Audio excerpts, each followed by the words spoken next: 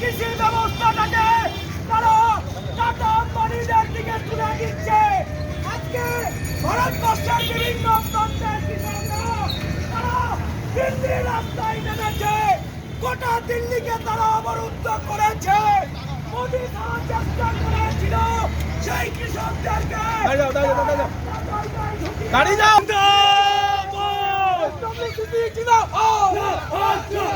অবিলম্বে নয়া কৃষি বিল বাতিল করতে হবে, কালা কানুন বাতিল করতে হবে, নয়া কৃষি বিল বাতিল করতে হবে।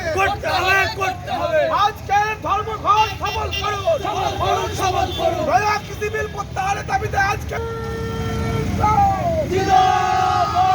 SWCC জিন্দাবাদ।